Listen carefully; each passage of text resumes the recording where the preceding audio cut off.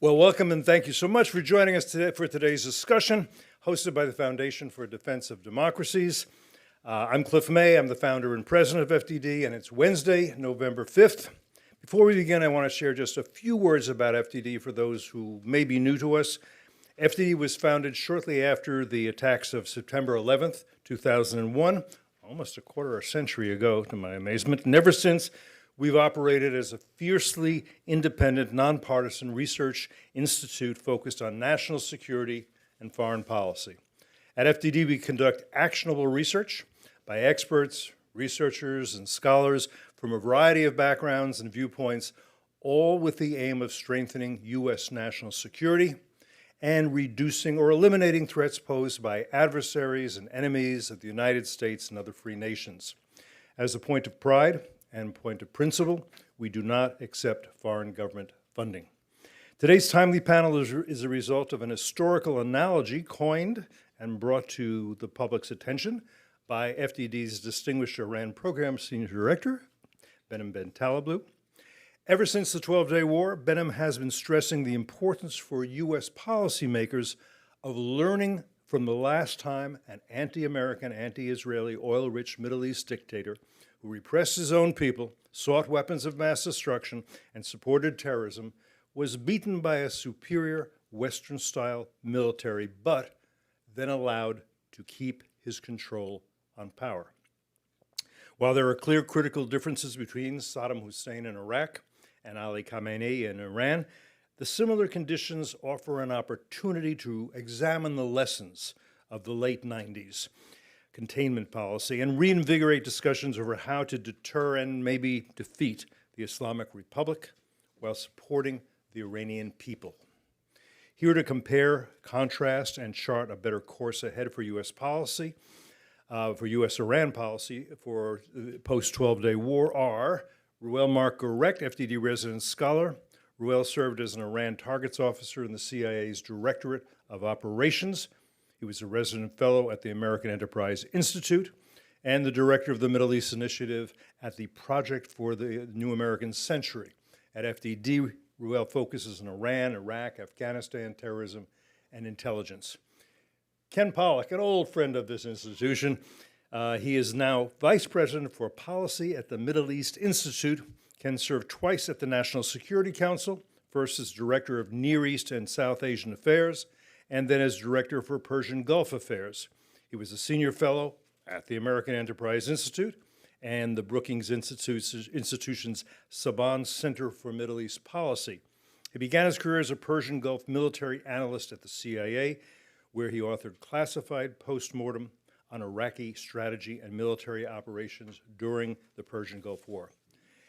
Moderating today's conversation is the aforementioned Behnam Ben Taleblu. Behnam is senior director of FDD's Iran program, where he oversees the breadth and depth of FDD's work on Iran, in addition to serving as a senior fellow specializing in Iranian security and political issues.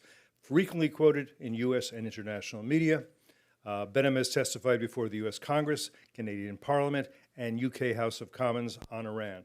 And with that, Behnam, the floor is yours. Thank you so much, Cliff. Ladies and gentlemen, thank you so much for turning out today. I just have to share a small nerd note. I grew up on the tomes of literature put out by the two men to my right. Watching them debate, often debate each other, was one of the great pleasures of me learning about Iran and Iraq in the 1990s. So I couldn't think of a more dynamic, intelligent, fun, perhaps maybe with Reuel too fun, panel to put together for you today. And so let's jump right into it. Am I wrong? Am I overdrawing the parallels between Iraq after 1991 and Iran after the 12-day war in 2005? Am I overstressing the factors that Cliff said, which I would also add to, by the way? The last country besides Iran to directly fire ballistic missiles at Israel was Saddam's Iraq.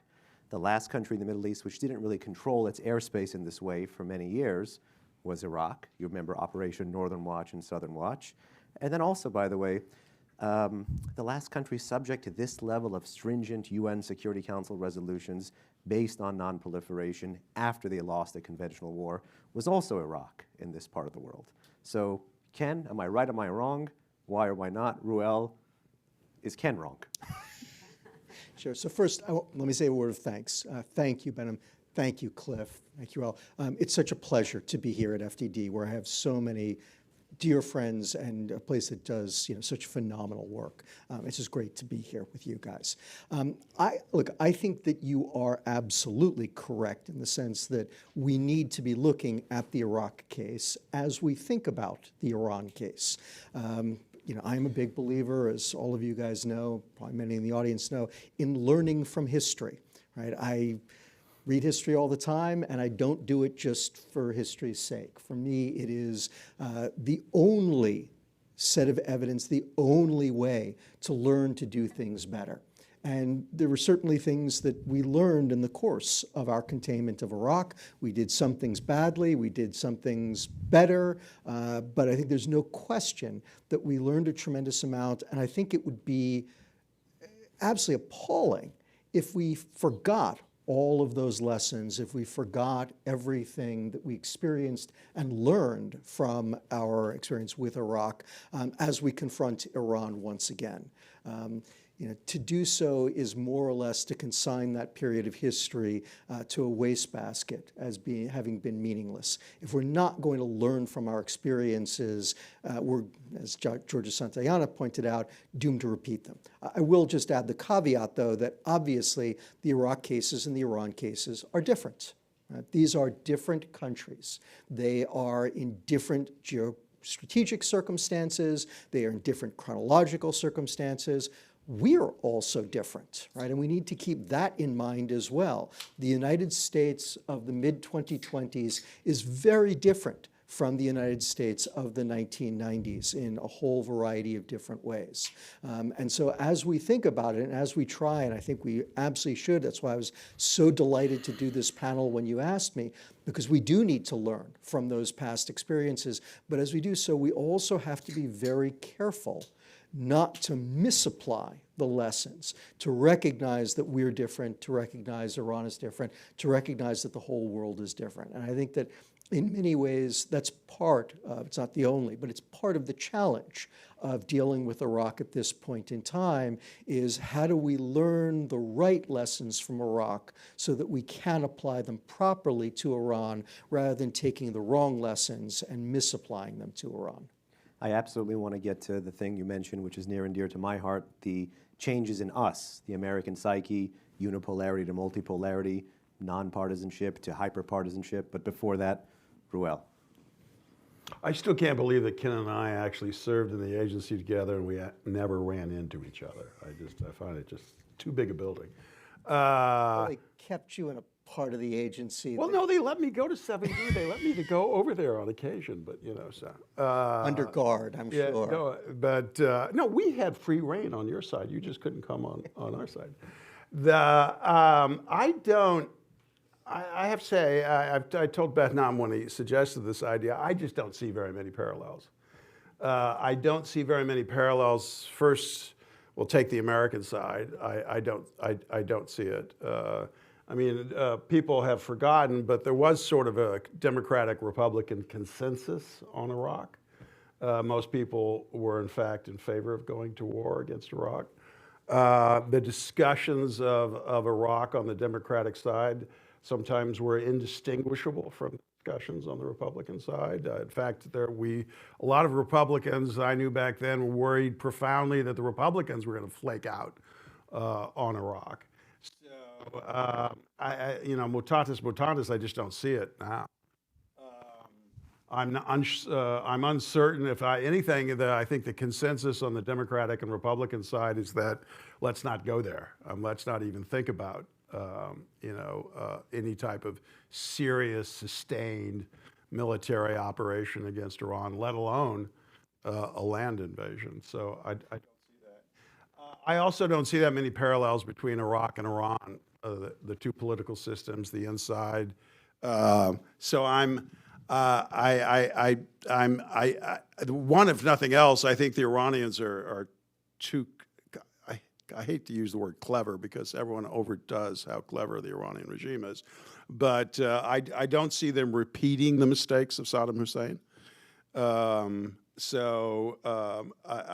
I'm pushed hard to imagine a scenario where the United States gets involved in a sustained military conflict with Iran, let alone a military engagement. I might revise that opinion if we saw the Iranians engage in aggressive behavior in the Persian Gulf, where they started, shooting missiles at ships, and they did it in a sustained way. And if Donald Trump decided to, not do what he did in 2019 with Bikak and Hurais and run away from the conflict, and he actually decided to go after Iranian missilery and ships, I could see a situation where that could drag out or turn into some type of American, perhaps littoral invasion. But beyond that, I just don't see it. I think the differences outweigh any of the similarities, some of which I like, by the way. I hadn't thought of some of those that I liked. But We're creative here. I'm pressed to see it. Well, then let me press you on the difference. And I know you've written a few psychological profiles in your day, and I'm not going to ask you to compare Clinton to Trump, because I think we'd be here all day. But I would like to ask you to compare Khamenei with Saddam. Is one more deterrable than the other? Is one crazier than the other?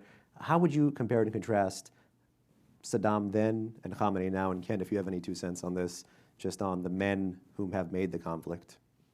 Well, I think Saddam was much more aggressive. So Are you taunting Khamenei? yeah, I don't.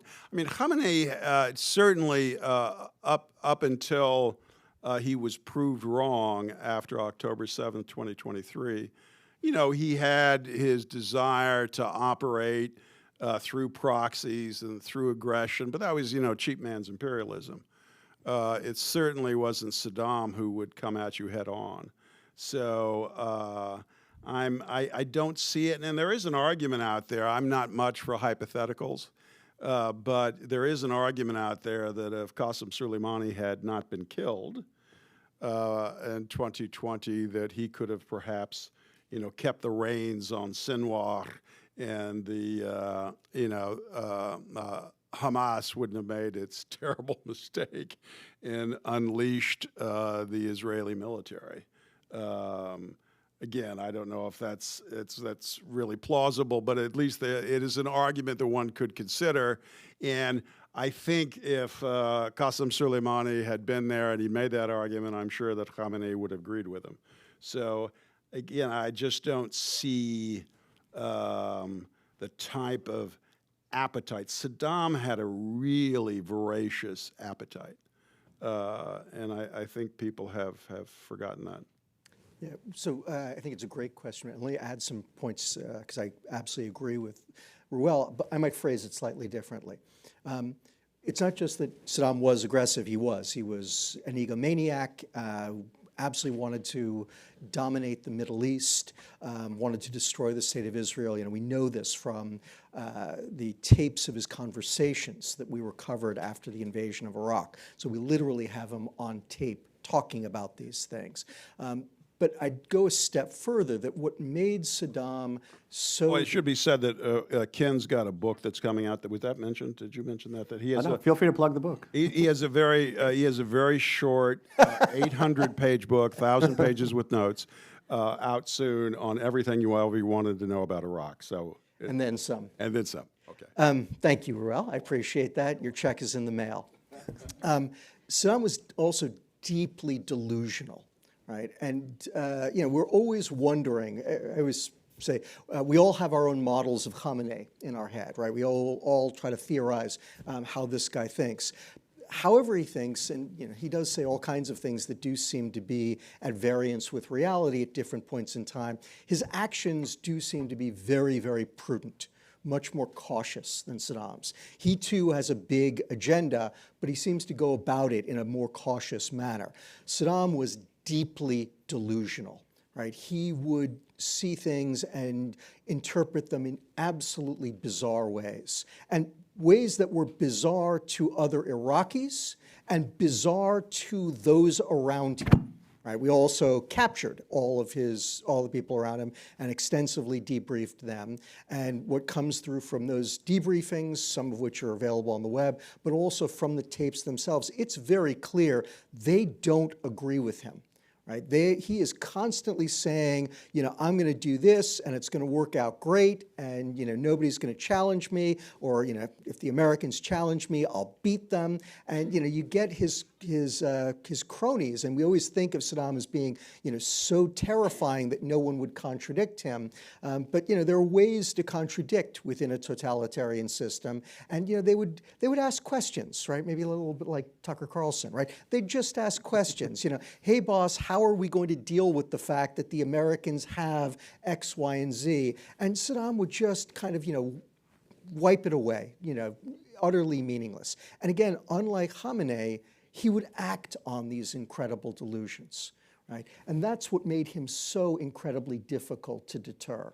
And there's just case after case, and I do go through all of them in my book, Roel. You'll be happy to know that. And I go through each one of them. And again, what's stunning is how different, how much at variance he was than any typical decision maker. Khamenei is a nasty, also an empire builder, aggressive, anti-American, anti-Israeli, anti-Zionist, anti-Arab. You can throw all that stuff out there. But he does not come across, he's never struck me as being as delusional and as willing to act on his delusions as Saddam was. So in that sense, does that make Khamenei more, I'm going to use the C word, containable? And I would argue that for the past 46 years, with a brief few blips, even empirically under President Carter, our friend Ray Tachia in his recent book did some really good archival work that showed Carter may have authorized something close to even a regime change finding on countering the Islamic Republic in 1979, 1980. But beyond that, I would say broadly for the past 46 years, U.S. policy has been more or less soft to hard containment, just depending on the president and depending on the time. Is that the way it should be post-12-day war moving ahead? Should we be just in the business of containing a threat like this, especially if Khamenei does respond to these signals? He is more cautious. There are more external stimuli that go into Iranian national security making than Iraqi national security making? Or should we go big or go home, have a bigger appetite because, well, this is a person who simply responds to this kind of pressure? Anyone? Well, I don't think the United States is in the containment business in the Middle East, so I don't see President Trump doing that. I mean, we can. The only aspect of that, and I would argue it shouldn't be the preeminent aspect because it's not the most efficacious, but it's important. Even with sanctions, the United States has, I think, been pretty lackadaisical on sanctions against the Islamic Republic under Donald Trump. So it's a real theoretical. Realistically, the United States isn't going to engage in a containment policy against the Islamic Republic in the Middle East. Could Israel do a bit of that? Yes, it could a bit, but Israel's a small country and it can't sustain itself far away, and Iran, I think, is too far away. I mean, the Israelis may try to engage in certain nefarious activities inside of the Islamic Republic. They've obviously demonstrated with the 12-day war and before that they have covert action capacity, but covert action isn't as rewarding, and depending upon what you're trying to do, as it once was. Certainly, if you're trying to engage in regime change, the Islamic Republic is a big, complicated state, and I think you have to get really, really lucky. That doesn't mean you shouldn't try, but I think you have to get really lucky. So I think containment just isn't in the cards for the United States. The only exception there might be the Persian Gulf, because the United States is concerned about oil, and the lack of a response by Donald Trump in 2019, I think they probably wouldn't let that happen again. So yes, we're in the Persian Gulf. We're going to keep the oil flowing. But beyond that, I don't see the United States seriously engaged in any type of effort to contain or roll back the Islamic Republic. Before we get to Ken on this, I just want to stress for the audience and hopefully even the Trump administration, if they're listening, what you said. I asked you about going big or going home, and you still talked about containment, and yet you said the Trump administration is not even willing to contain the Islamic Republic of Iran. If you had to put a label on it, Ruel, what would you say is U.S. policy towards Iran then? Because containment, as you know, has been a bad word in the Iran policy debate. Ken, you wrote a book in 2013 merely on the nuclear side, trying to contain a nuclear Iran, and that debate went off the rails because I don't think they properly, both the reviewers and the political backlash that followed, did not really understand, I think, what aggressive containment could be and what you outlined in the book. But, Ruel, you're not even offering that here to the president. So what do you think is on offer? Presidential whimsy. I mean, I think if you go back and you look at the president's earliest statements that I could find on the Islamic Republic, they revolve around the hostages and the seizure of the U.S. embassy, and he really didn't like that. So I suspect that if something transgresses his conception of American dignity, his own dignity, then the President of the United States could strike out. But I don't think you're going to see any articulated regime change or containment strategy.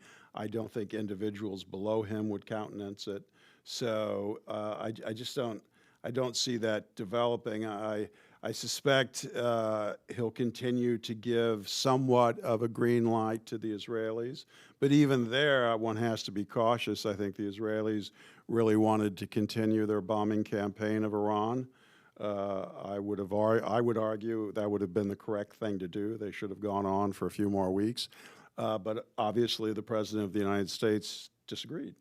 And so he called the Israelis off. So, I think what I said, presidential whimsy, is sort of the accurate way to put it. Ken? So I will start where Ruel ended off, which is to say that, yeah, I don't see it in the cards for the moment. I don't. Containment. Containment. Okay. I don't think that this administration is interested in containment because, as Ruel pointed out, I don't think the president is. I think the president wants a deal with the Iranians, and I think that he's made that very, very clear. That said, I'm a big believer that one of the roles that think tanks need to play is to say what policy should be, as opposed to just what it is and what it will be. And in that light, I will say that I think that absolutely containment has to be our approach going forward. But I want to back that up. First and foremost, I think that the United States needs to have a long-term policy of regime change in Iran. And I say that, and I think many of you probably know, that I have been a big believer in engagement with Iran at earlier points in my career. I was President Clinton's Persian Gulf director at the end of the Clinton administration when he was trying very hard to forge a rapprochement with the Iranians. I was supportive of the Obama administration, although I also thought that they were being overly optimistic, and I had a number of fights with them about that. But nevertheless, I thought it was important to try. It was important to test the proposition of whether or not this regime was interested in having any kind of a better relationship with the United States.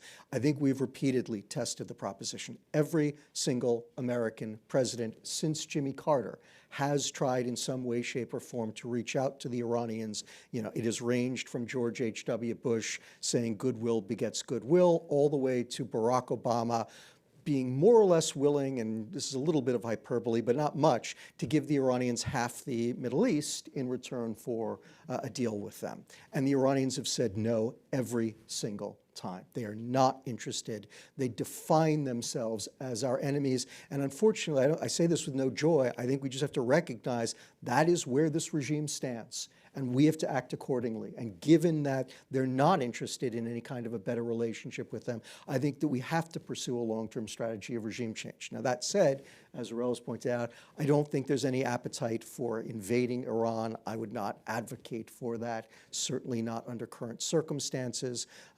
And so therefore, we're going to wind up in a world of containment, or we should wind up in a world of containment. And I will end by saying I think that that is true even if we do get a new nuclear deal with Iran. And I think it would be very helpful to get a new nuclear deal with Iran. But we have to recognize— Why? Because Iran's nuclear program remains a problem for the region. And the more that we can take it off the table, the better off that we will be. But the problem with Iran goes way beyond the nuclear program, right? And first and foremost, the problem with Iran is its efforts to overthrow our allies all across the Middle East, to drive the United States out of the region, to destroy the state of Israel, to fight us across the board. And from my perspective, this was one of the greatest failings of the JCPOA, of the debate around the JCPOA, which is it was hyper-focused on the nuclear issue, as if that were the only problem out there with the Iranians. My feeling at the time, and for those who are interested, I've got all kinds of congressional testimony where I kept trying to make this argument, and of course no one was interested. They just wanted to debate the terms of the JCPOA, where I kept saying, look, you know, the JCPOA and its technical terms really aren't the issue. What the real issue is what happens in the region. What are the Iranians going to do in the region, and are we willing to fight them and help our allies across the region? That is where we singularly failed. That is why, up until October 7, 2023, the Iranians could say, we're winning, right? And unfortunately, most of the people in the region felt that they were correct, because we were not fighting them across the region. We were not aiding our allies. We were not pushing back on them. And that's why, for me, when we talk about a strategy of containment for Iran, again, I think that a nuclear deal would be useful to have, and we can hash that out, Roel, you know I'm glad to. But again, I don't want to make too much of that. That's been the problem all along.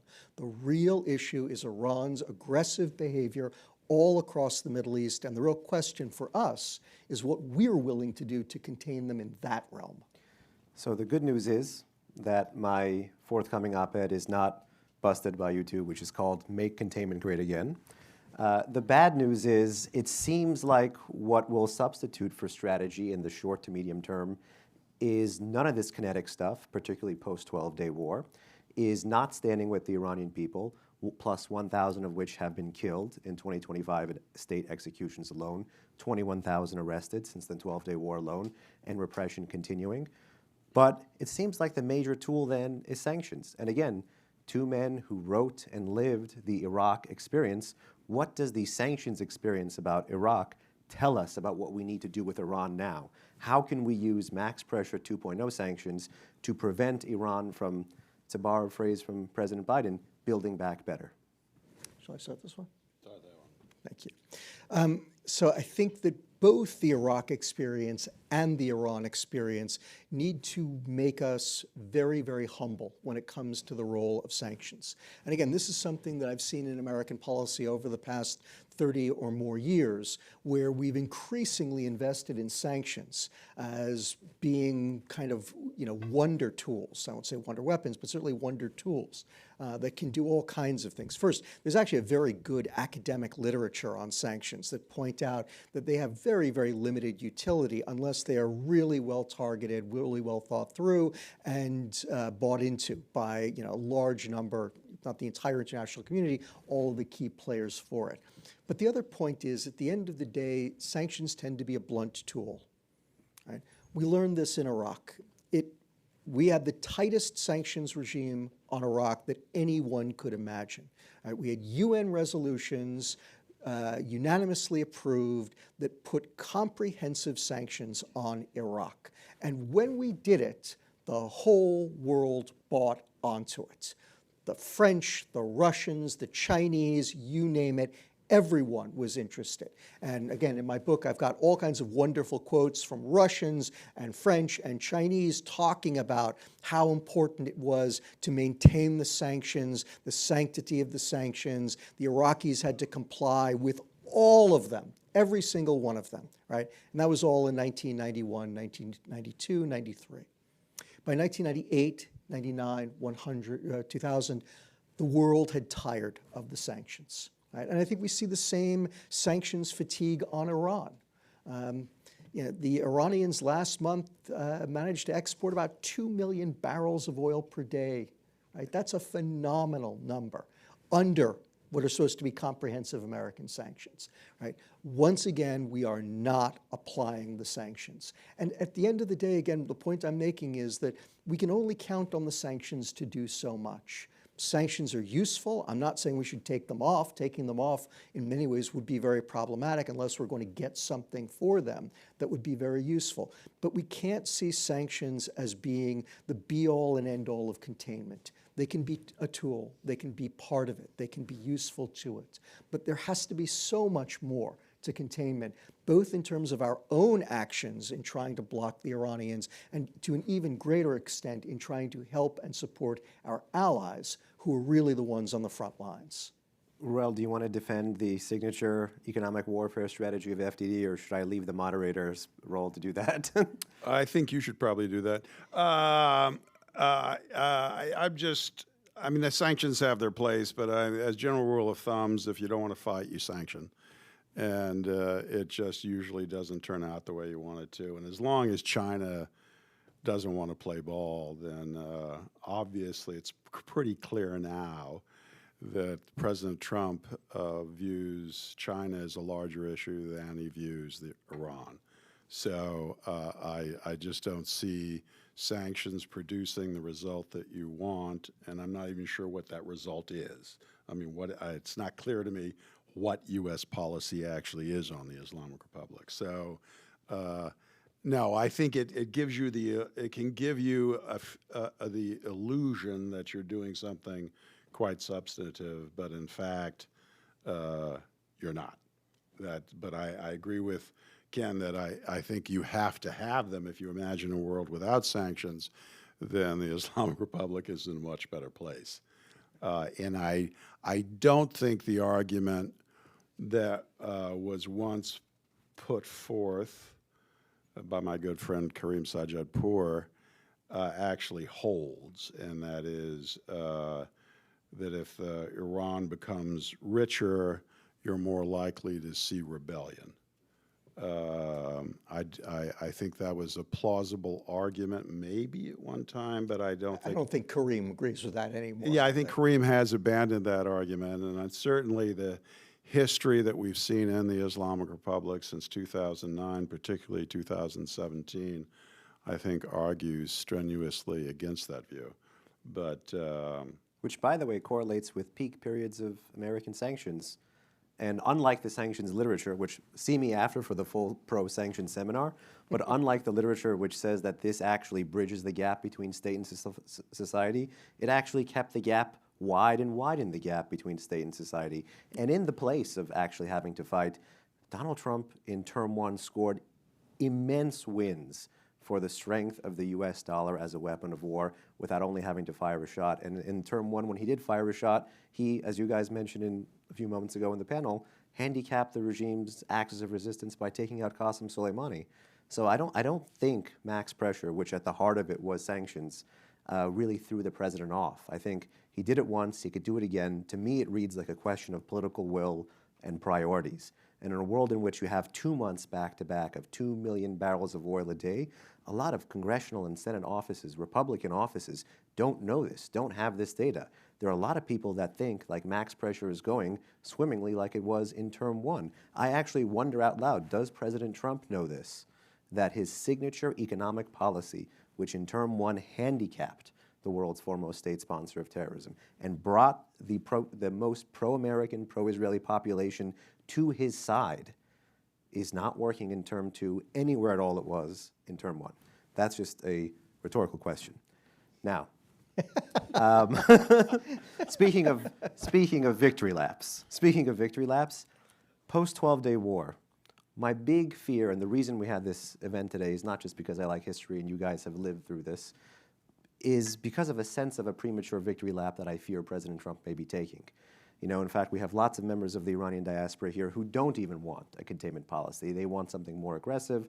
They want something, you know, more consistent with American values. They want regime change. So taking a premature victory lap here, does this help Khamenei? Doesn't he know that he can just wait out the president?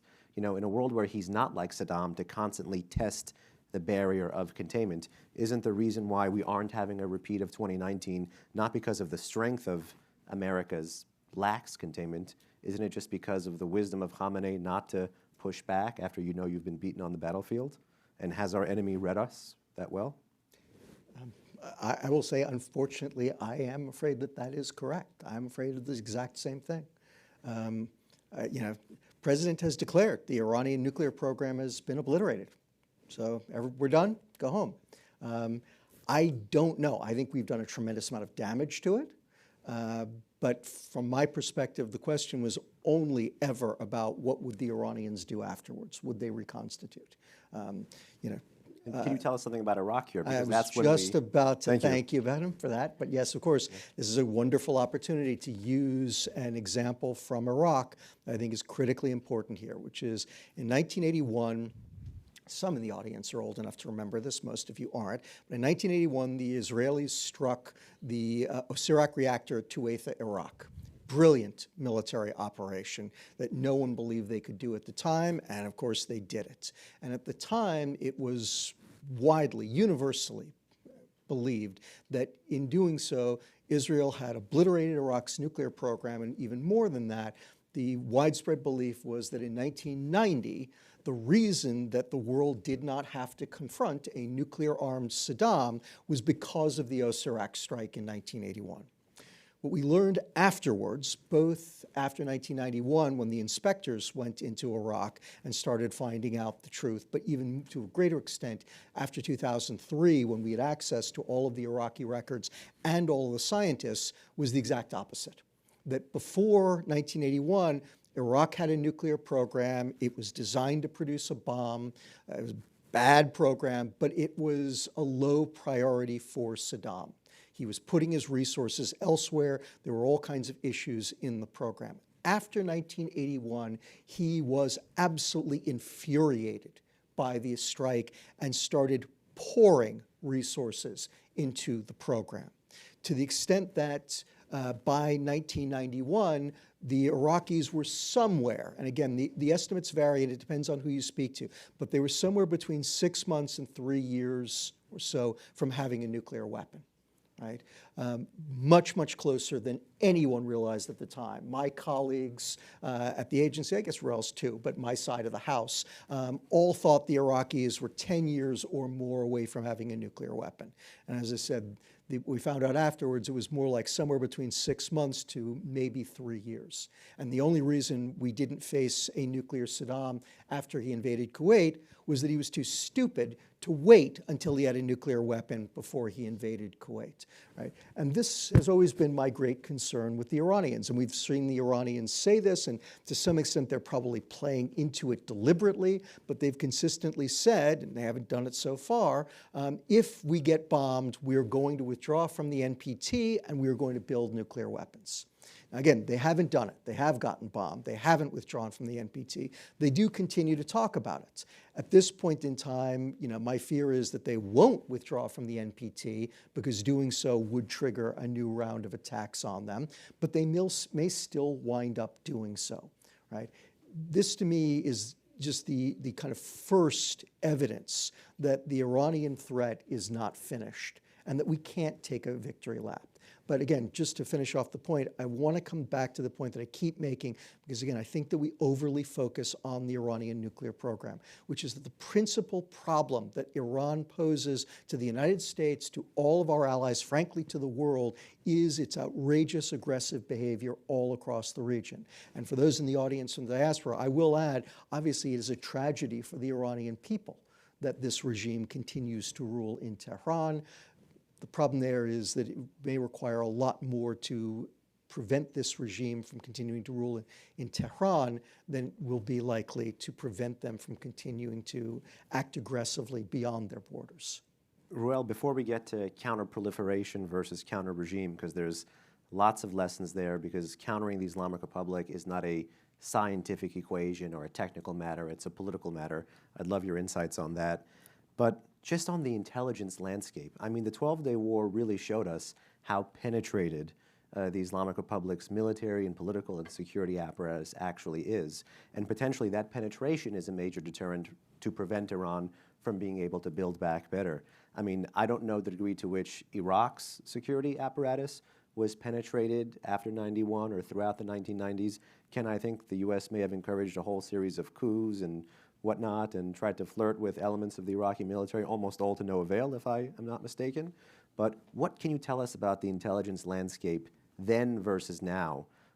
What you can in terms of covert operations and the susceptibility of these two very different autocratic systems to this other important element of American national security tradecraft?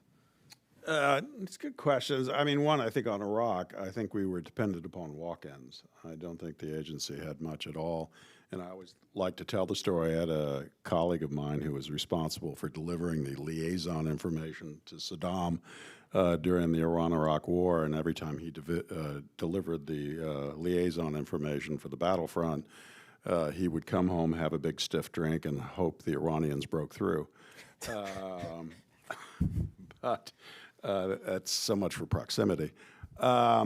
You know, I have to say, I don't know actually how good the Israeli intelligence was. It was obviously quite good for certain covert actions. It's like building a drone base in Iran. Yeah, yeah. And you got to always keep in your mind there are differences between, you know, covert action intelligence and human intelligence, where you're trying to, you know, penetrate an organization, or be it a nuclear program, or say the ruling circles in the Islamic Republic. I'm skeptical that the Israelis have good intel inside of Khamenei's inner circle, or that they may even have good penetrations inside of the nuclear program. But I could be wrong. They certainly had excellent covert action penetrations at just the right junctures for allow them to, for example, have a very effective assassination campaign. And their technical intelligence was certainly good enough to allow them to target certain sites. And I expect all in all, if you were to compare American and Israeli intelligence penetrations, the Israelis would win by far. And that's because the Israelis take this threat much more seriously than we do. If you don't take a threat that seriously, then you're not going to take the risks involved, which are inherent in the profession. You're not going to take those risks because, you know, a lot of people could end up dead. So I don't see that changing on the American side. The Israeli side, obviously, however good the Israelis were before, they need to be better now. And I'm sure, you know, both the IDF and Mossad know that. You know, and we're only going to see the proof in the pudding. Or if we keep seeing Iranian scientists whacked, then I expect the deterrent effect on that, the convulsive effect inside of the Iranian system, will be profound. And it will further elongate the Iranian capacity to reach a nuke. I would say this: I also think the Iranian capacity to cause mayhem was, in some circles, overblown. I think it was exaggerated both with the Hezbollah, which hardly proved itself the A-team of dark operations, and just take the Iranian regime. I mean, they're hiring criminal organizations. Both the French, the Germans, the Brits, and the Americans sent the Iranians a warning about using criminal organizations to assassinate and kidnap people. In my mind, that is translated in they're not doing a very good job on their own. I mean, if you're out there trying to contract criminal organizations to kill people and kidnap them, That means, one, you don't have the capacity in-house to do that, and two, you're obviously trying to get a little bit more buffer, not good enough, and that we may have, some people may have overestimated the capacity for the Iranians to do dark operations outside of the Middle East. I think that in certain Arab countries, they're okay. I wouldn't get overly excited about it. I think the Iranians are dependent upon the Hezbollah to do a lot of things in the Arab world because the Iranians have a way of alienating Arabs, and they need Hezbollah as an important cultural buffer. But outside, I mean, Iran should have engaged in a bit more terrorism by now. Let's not have that statement out of Should context, please. have killed a few more Jews. Or that one. That hasn't happened yet, and I think that tells us something. Ken, no comment? I'm gonna leave that one alone. All right. I do want to go back to something you both mentioned very early on, which is, I think, a major contrast that we all agree on. The bipartisanship and the American unipolarity then and the multipolarity now. What does each conflict tell us about us? Are there real limits, even as three think tankers here who are prescribing, hopefully, what would be the next generation of Iran policy? What does our knowledge of America have to tell us about the limits of what we can prescribe? Again, Iraq, the Iraq case then, bipartisanship, American unipolarity, and the Iran case now, hyperpartisanship and multipolarity. You go there. Gee, thanks. So again, I think this is the hardest, and of course it's the hardest for folks like us who don't study the United States of America. So I'm going to put it in the frame of what I saw then, what I've seen since in terms of American support for foreign policy. So first point is, I could actually make a case that there remains, and I'm going to use the word very carefully, bipartisan support for a tough Iran policy, right? The problem is that the parties themselves are fragmented. So there are Democrats who are very much in favor of a tough Iran policy. There are still Republicans who are in favor of a tough Iran policy. I get to speak to both Democrats and Republicans who are unhappy with the president's policy, who feel the same way that I think all three of us do, which is, he's looking to cut a deal, and a deal pretty much just on the nuclear front, and that leaves them very, very concerned.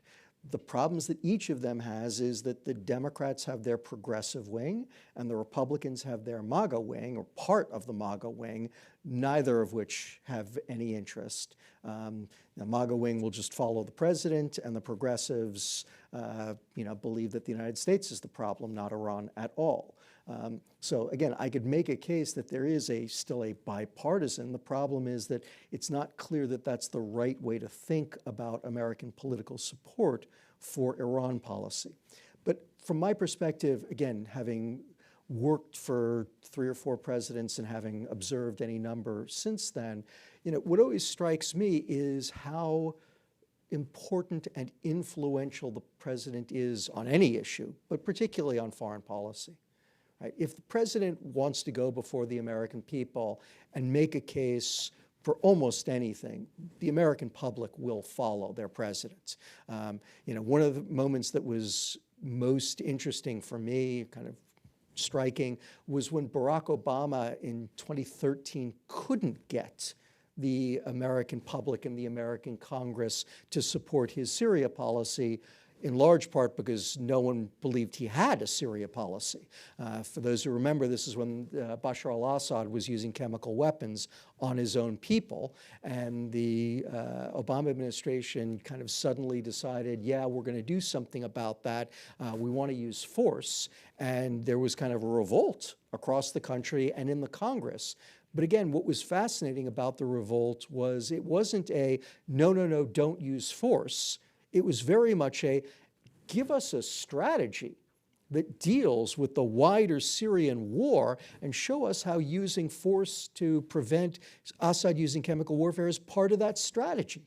Right? And so again, it was the American people actually saying to their president, we're looking for a policy. Give us something we can get behind, and we'll get behind you. And it was when there was a just complete absence of that that the public was kind of left to say, well, then we're not going to support that. But again, I've seen time and again policies that seemed utterly impossible or that ran contrary to the public opinion. Exactly. 6 months later, 12 months later, the president can turn them around. And so again, I think that this is a matter of what does the president want to do. That's why I agree with Ruel that I think it unlikely we're going to get a policy of robust or aggressive containment toward Iran, because I don't think that this president has any interest in doing so. So he's not out there building the public support for it. I might just add two quick things. Briefly, please. One, I'm not sure now President Trump can generate a bipartisan policy on Iran. I think we may have gone past that point. I would say that given what has happened since October 7th, 2023, and what happened in the 12-day war, the President of the United States has sort of open running room. Now, he's not going to get a bipartisan policy, but if he wanted to sort of create in the short term his own policy that could be fairly aggressive, he could probably do it. Now, whether it could achieve the ends that you would want it to achieve by the end of his term is a different issue. But I do think that bipartisan policy on Iran is going to be pretty bloody hard to obtain. We have a few minutes left before we turn it over to the distinguished audience for questions, so get your questions ready. We'll try to grab as many as we can. We'll have about 15 minutes max for questions because we have a hard out at 3:45. But because I'm the moderator and an Iranian American, I get to have the last words about the future of the Iranian people. Like any authoritarian regime that loses a war abroad, the Islamic Republic has come home to crack skulls. You know, we've been seeing that every day on social media coming out of Iran. One interesting parallel, and I mean nothing by it politically, is the encouragement that President Bush Sr. gave to Iraqis to rise up after '91, and the encouragement that Prime Minister Netanyahu has been giving throughout the end of the 12-day war and in the political space that followed. What would you say about this encouragement? Is it wise? Can it help drive American policy? Can it help change the government in Iran? Is it just opportunistic cover for a potential another limited conflict with the Islamic Republic? Or is this represent a fundamentally different consensus in Israel that you can't manage this problem, you can't contain this problem, you have to fundamentally tackle the root of this problem? So how would you compare and contrast both Bush and Netanyahu's overtures, public overtures, kind of inviting the next round of anti-regime protests in each period? Because I want to segue to you. So I think it's a great question, and I think it's also another great example, a great analogy from the Iraq experience that I take away from that, which is don't do it unless you're prepared to support it. That was the mistake that President Bush Sr. made, and I'm an enormous fan of President Bush Sr. I loved working for him. I think he was just a phenomenal president in any number of ways, which is not to say he didn't make mistakes. And I think one of the worst mistakes was to encourage the Iraqis to rise up against Saddam Hussein and then to fail to support them. I think that was the great tragedy of that moment, and the administration had not thought through how it would support them. Which made it even harder to do so when they suddenly had the opportunity, and when they had the opportunity, they chose not to do so. I think that if you're going to tell people to rise up against their government, George Will once said that it is fundamentally irresponsible to will the ends without willing the means. And I think that that should absolutely apply to people living under horrible autocratic regimes. If you're going to encourage them to rise up, you need to be ready to support them. And I think that, again, as I've said, I think the United States needs to have a policy of long-term regime change in Iran. One of the great questions that I've always had, and I've talked about this with Ruel from time to time, and so this is my segue over to him, is whether, especially after the 12-day war and after the wider war that went before it, whether we actually can help the Iranian people to throw off these shackles. Yeah, first I would agree everything that Ken just said. I thought it was perverse to ask the Iraqi people to rise up and then to watch the Shia get slaughtered, and we did nothing. I mean, it was just perverse. I think Ray Tuckey would forgive me for me saying that. I mean, literally every single day, Ray and we talk in the morning and go over the Persian press, and we talk about Family must love that.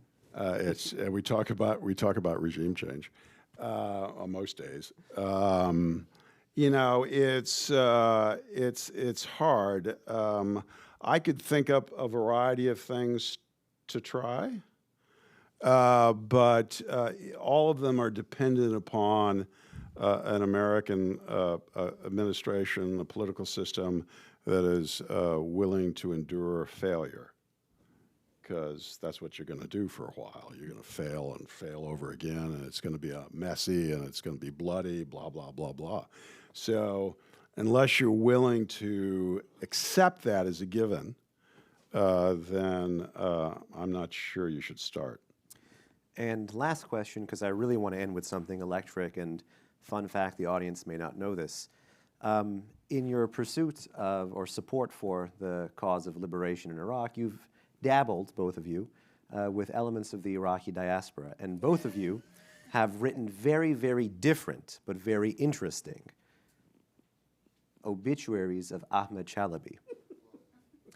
And without any political parallel or any moral equivalence to any Iranian figure inside the country or in the diaspora or in the opposition, what advice do you have for the Iranian diaspora today? And how do you make sense of any kind of political gains or losses they've made compared to what you saw with the Iraqis, particularly 98 to 2003? That's really a grenade. You go first. I won't touch the Ahmed Chalabi thing because my problems with Ahmed Chalabi were about Ahmed, right? They're not The man. about. Yes, the man. And that's literally what I wrote about him and said about him on a number of occasions. I actually think that a diaspora has an important role to play, but I think that it has to be a combination of different things. First, it is about building political support for a set of policies, which has to happen over the long term and has to be very much grounded in both political realities here and strategic realities in the country itself. It is way too easy. I saw this happen over and over again with Iraq for people who just weren't interested in supporting the Iraqi opposition for any number of reasons to take, some plan that someone had and said, this is ridiculous, this will never work, therefore we should not try at all, right? And my feeling was always, well, yeah, okay, that's ridiculous, but maybe we can come up with something that's more realistic, and shouldn't we look at that? And in those internal bureaucratic battles, being unrealistic is just death for that kind of stuff. So thinking long-term, being very, very realistic. That's one role. Another role is to think about what the alternative can look like, what the day after in Iran can look like. I think you're probably all aware, again, from the Iraq example, of the Future of Iraq group that the State Department put together in the run-up to the Iraq War. Now, people have made more of that than it actually was, but what it was and what it could have been very helpful for, had the administration chosen to employ it, was a group of people having conversations about what Iraq should look like afterwards, that then could have fed into plans for how you go about doing things, or simply identifying people, right? There was a real role that could have been played by that group of people in those circumstances looking at those problems. As I said, the Bush administration, for a whole variety of reasons, all of which I talk about in my book, chose to just disregard. But again, the idea, I think, is a very good one. And the more that the diaspora can start to think about, okay, what would a different Iran look like? That is also a very, very helpful thing. It's often very, very useful to be able to contrast what exists now with what a realistic better could look like. Because right now, you got nothing. You've simply got the bad and a bunch of pipe dreams. And realistic bad winds up beating pipe dreams. If you can come up with a realistic better, now you're cooking with gas. Well, any last words before we open it up to the audience? I would say this one. I just have to mention this with Ahmad. I had a lot of different issues with him, but I will remain eternally grateful in that I was going to a meeting in Baghdad with some Iraqi Shia, and I get a telephone call from Ahmad, and Ahmad said, "You know, I really wouldn't go to that meeting." And I said, "Why?" He says, "Well, it might be your last meeting." And so I am indebted to that man for that telephone call. I have dealt with the Iranian diaspora in my former life.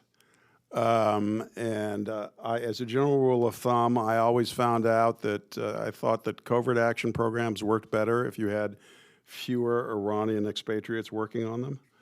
I don't mean to be mean. It's a nightmare. It's just an unending nightmare. That doesn't mean you don't do it. But I think you have to keep your expectations low. You have to have exceptional patience. You need to have case officers with the languages, and then be prepared for profound frustration. But again, that doesn't mean you don't do it. It just means you have to come into it with low expectations, and if you have little successes, build on them. That's it. All right, on that inspirational note, 10 minutes for questions. Let's take 2 at a time. Naveed and Holly, and then we'll move this way. Just introduce yourself and where you're from. Thank you, Behnam. Thank you, FTD, for this amazing events. I'm Naveed Mohebi. I'm a DC-based Iran analyst, and I have a question for Ken. You mentioned that the U.S. needs to have a long-term strategy of regime change in Iran. And my question is that what policies should be included in those strategies that we haven't tried yet? If you ask Iranians and Iranian dissidents and Iranian diaspora, they tell you that they want the United States and the West to provide maximum support for the Iranian people so that they can fight off the regime. They mentioned that, they point out to the fact that the Iranian regime, the Islamic Republic, is providing extensive support to its proxies to fight United States and Israel. They mentioned the fact that, for example, 14 years ago, Recep Tayyip Erdogan of Turkey said, Assad must go. He stood by them. And just last month, President Trump gave credit to Erdogan for achieving regime change in Syria.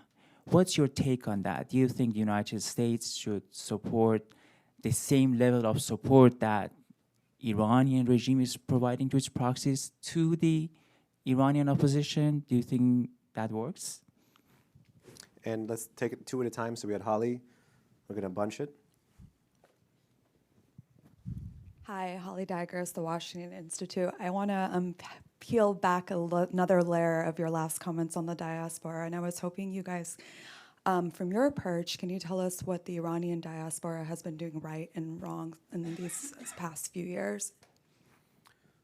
So 2 comments, basically the support and right and wrong of the diaspora. So I'll take Naveed's. So Naveed, first, I've been writing about what a regime change policy should look like in Iran, at least, I think I wrote one with Ray in 2010.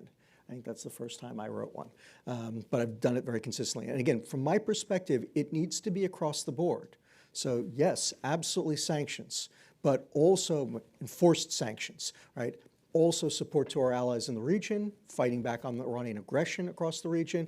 But I'll pick up the piece that you particularly mentioned, that you're particularly interested in.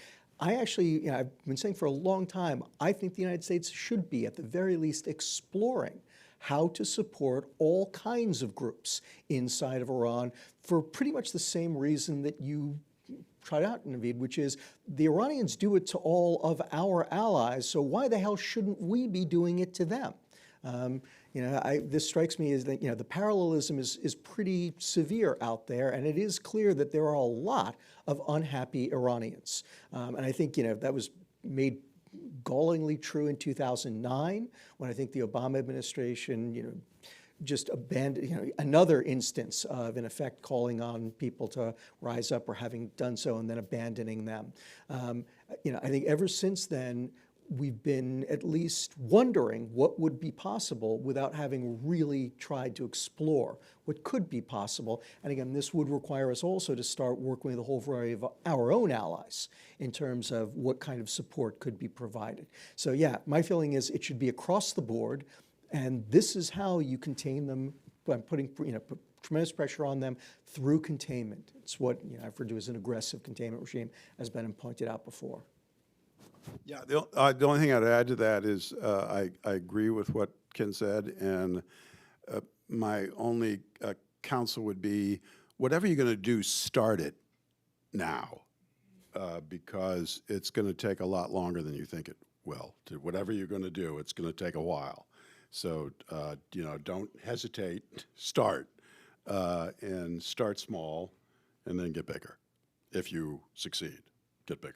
Even if you fail, get bigger. So, And the Holly's diaspora, that one's easy. I think the diaspora has served an enormous purpose, an enormous positive purpose, and that is it always checks the regime when it lies, and it informs family and friends back inside of Iran what reality is in the United States or in France or the United Kingdom, and it provides other conduits of information that just allow reality checks. And I think the diaspora does, even though the diaspora is very frustrating if you have to work with them, that their existence, their informational value has, I think, has been very, very healthy. Ambassador Jeffrey, Nahal, and then Lori. Thanks. We're looking at containment from the standpoint of after 1991 with Saddam. I would argue, and Ken, we could disagree, that all in all, that very vigorous with large amounts of military actions, not a lot of forces, but actions, was pretty effective, minus some sanction slippage in keeping Saddam contained, unlike what we did with Iran, which was 20 years of failures. So my question is, even though these guys are driven by whimsy and they hate the word containment, the Trump administration is pretty active right now in Gaza. They've been active in Yemen. They've been active in Syria. They've been active in Lebanon. They seem to be trying to be active in Iraq. Where regionally would you have them doing different things to do a containment strategy than they're doing right now? Nahal. And then right before you go, just because we're getting close on time, Nahal, and then we'll have them answer, and then Lori and Fatima, and we'll see if there's time for more after that. Okay. I'm Nahal Tusi of Politico. Thank you guys so much for doing this. It does seem like the president is interested in regime change somewhere right now, which is Venezuela. And so I was just curious, I'm not asking you to be experts in Venezuela, but are you but are you concerned? You're supposed to play one on TV. But are you concerned at all about how, first of all, we're going into that? And secondly, are you worried that it's going to perhaps draw attention away from places like Iran and the Middle East, where obviously you guys have very strong feelings about regime change? And also one quick thing, if you want to address it, is Reza Pahlavi the uniting diaspora figure that he aspires to be and says he is for the Iranians? Way to ask the non-Iranians on the panel. Exactly. We'll talk about that after. So you guys want to? I'll start and I'll take Jim's. So first, Jim, I would characterize containment of Iraq slightly differently. Say, I think you're right. Containment of Iraq succeeded, but it was failing. Right? That's the problem we got to in 2000, 2001, was that it had succeeded, but there was no expectation that it would continue to work thereafter. In terms of your main question, though, to me, I would actually say, where would I like them to do more, better? Pretty much across the board. I think you're right. They're doing some stuff with Iraq right now. I think you and I could, in a heartbeat, come up with a list of more they could do there. For me, Lebanon, Patricia, you're in the audience. Lebanon, to me, is the biggest one of all. Lebanon is such an opportunity right now. And I'm glad that we're doing something for Lebanon, but what we were doing for Lebanon is a pittance compared to what we should be doing, and what, if we did do, I think could absolutely transform Lebanon. I think we have a real opportunity right now to disarm Hezbollah, to eliminate it as a political and military force in Lebanon, which would just be phenomenal. I think we should be handling the Houthis differently. I think that we should be handling... What would you do with Houthis? That's a great one. I would be backing all of the opposition movements to the Houthis. I'd like to, for me, Yemen, I've been saying this for about 8 years now, Yemen is a place where we should be employing the Reagan doctrine, right? There are, the Houthis are only in control of half the country. They are having tremendous difficulty ruling the country. They love the war against Israel because it diverts attention from it. And what we've seen is when they are challenged on the ground, they go into a defensive crouch. That is their biggest problem. The mistake we made in 2018, 2019 was pulling back the Emiratis from Hudaydah. We had a tremendous opportunity there. Anyway, I'm not going to go into too much detail because we're out of time, but to simply say I think across the board there is more that we can and should be doing. And Nahal's question on Venezuela, I'll defer to Elliot Abrams. who was supposed to be here. Yeah, so I'll pass on that. I don't think the thinking about. It's a good question. The United States really has a hard time doing more than one thing at any given moment, even though we are a superpower. But I don't think the Venezuelan issue probably will get in the way of the Iran issue. I would just say this to Jim's question. I would, and I agree with what Ken said, though I am a little curious about some of the details with the Houthis. I would invest more in Iraq, a lot more, because that's where the Iranians have to play, and I think we have a good chance to play a lot better there. And, they are going to have their 6th election, and a lot of folks in the United States, and Washington in particular, tend to forget that. So I would work really hard on Iraq.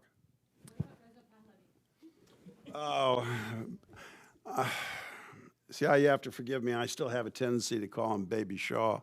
That's not nice. I know it's not nice. It's not nice, and I said you have to forgive me. It's just that I go way back.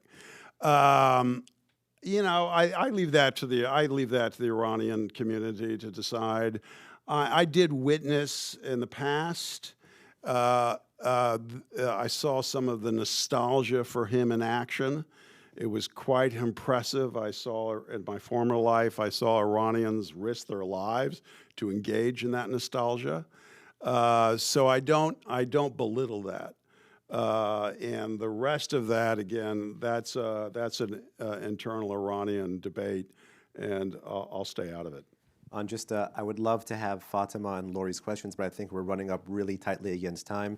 Just footnote on that last thing, don't forget about his name, Omid Sarlak, a young Iranian kid at the height of his life, was actually a monarchist dissident who was killed in that grotesque fashion. So things really do come full circle. Thank you, Nahal. Thank you, Holly. Thank you, Ambassador Jeffrey. Thank you, Naveed.